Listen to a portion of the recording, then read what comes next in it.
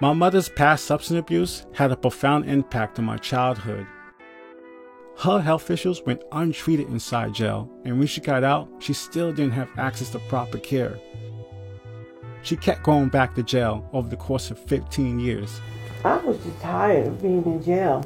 Tired of being treated like a number, and people come violate your cell, just flip your mattress over, tear your stuff up.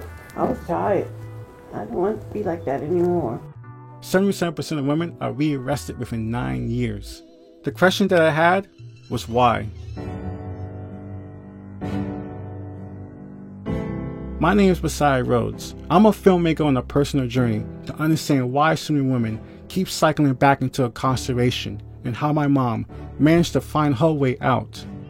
This was filmed months before the COVID-19 pandemic and the uprising over the killing of George Floyd. But the problems that plague the prison system, like systemic racism and the neglect of vulnerable populations, are even more visible now.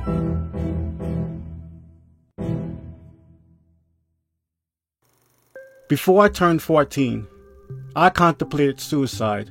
One night, climbing out of my bedroom window, I stood on the roof, waiting for that muscle urge to jump, hoping my purpose would be found in the afterlife. Instead, I found purpose in dancing and filmmaking. Breakdancing, popping, locking, just moving my body in some way became therapy for me as a teenager. While my mom was in and out of jail, I was forced to find my own way. But as it turned out, she was also trying to find a way back to me too. Juanique, as you know, was an addict for almost 20 years. When I'm out there using, I just say to myself, this can't be my fate. This can't be my fate. You know what I'm saying? And it wasn't. That's her in a news interview from 2008.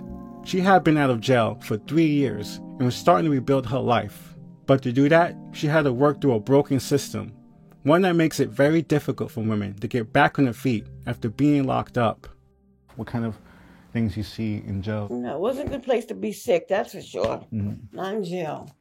They make you wait to see the doctor, and then the doctors only do but so much. My mother has suffered her whole life from mental and physical illness. This is my insulin. I take it 3 times a day, 25 units. You know, I found out like 4 years ago I was diabetic. All the times I was in the streets, I had no clue. Jails are mandated by law to provide medical assistance to their inmates. There is no formal oversight of the quality of services. Inmates often have to pay extra fees and co-pays. As for my mom, it wasn't until her 4th and final time in jail that she received any kind of serious treatment. No, I was sick when I got there. Oh, okay. But they didn't get better because they made me wait. I was on a mental rehab tier the last time. And how was that? What kind It was all right. Everybody was medicated on that tier. So was it medicine therapy and medication, or was this? No therapy. Or just medication? Just medication, yeah. The lack of adequate health care has a profound impact on women, both while they're locked up and when they're released. A clinic in New Orleans called Formerly Incarcerated Transitions, or FIT Clinic, is trying to help by providing medical services to men and women coming out of the prison system. When you're coming out of incarceration, the number of priorities that you have, you know, you're trying to just have a place to stay. Do you need to pay for that? Do you need to pay for food? Do you need to pay for clothes? You know, healthcare becomes the least important priority. Why is healthcare important to prevent recidivism? When you're sick and you have illnesses, sometimes people try anything to help themselves, and sometimes that results to crime. Danielle Metz was granted clemency by President Barack Obama in 2016 after serving over 23 years for a nonviolent drug offense. Now, she works as a community health worker for FIT Clinic. So whatever they need coming out, like counseling, substance abuse, we have contacts that we can call these people and help them and get them connected. When I was incarcerated, I did try to kill myself twice. The loss of my son, the loss of my way of life, the loss of my daughters. With the support of FIT Clinic, LaVon Wiley was able to reunite with her 2 daughters. I can't go back to those depression moments and those suicidal moments where I was so close to taking my life. I have to be better for my children. I still got 2 daughters that I live for.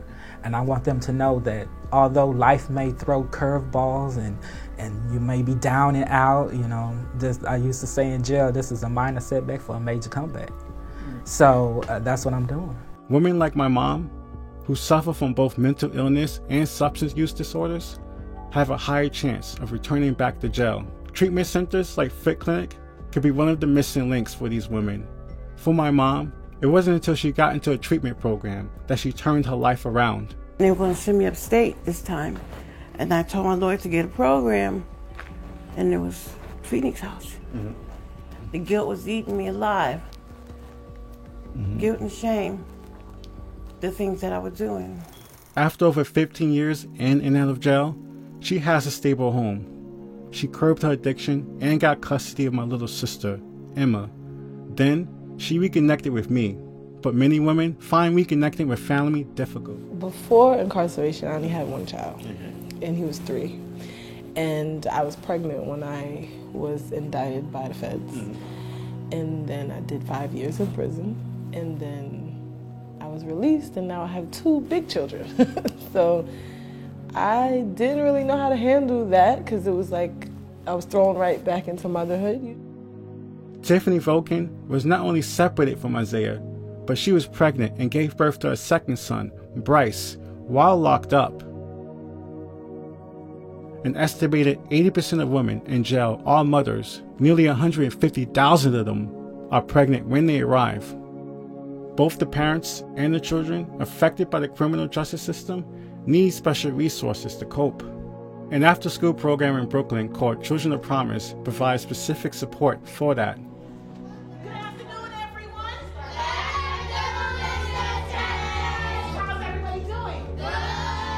When the parent is released, then we work with them in the reunification, because one may have what their idea of what when I come home is going to look like, and then the child has an idea of what it's going to look like when mom or dad comes home, and neither might be based in reality. It's estimated that over 5 million kids have a parent behind bars at some point. That's 1 in every 14. But more than statistics, like all these kids, it was my childhood. What do you do here? Well, I do therapy here. We do art therapy in a group. We do gym. I've been in therapy for like 3 years now. Currently in therapy, I'm writing a story about my life.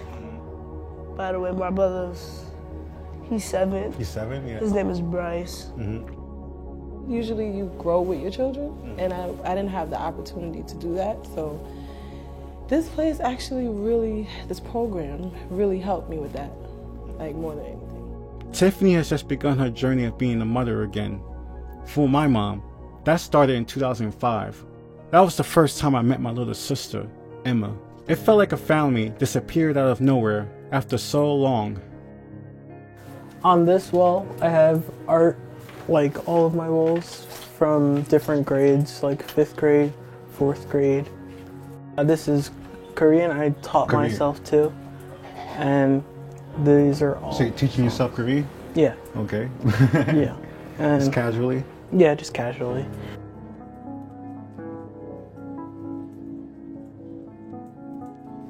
So what would you say to kids who get separated from their parents and they're back together and they're still dealing with the emotions? What would you say to those kind of kids? I think it's good to maybe try and give them a chance.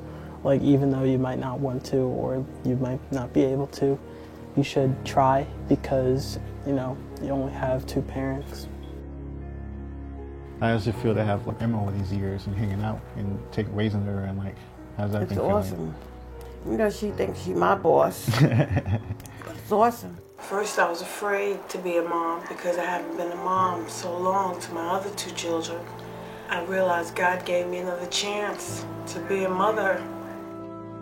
My mother and I are in a much better place now.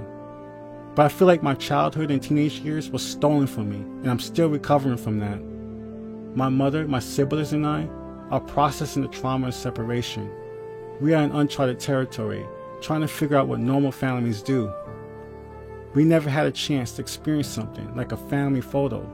This is our first one, and we are learning to take care of each other in the world, post-incarceration. Love, the Rhodes family.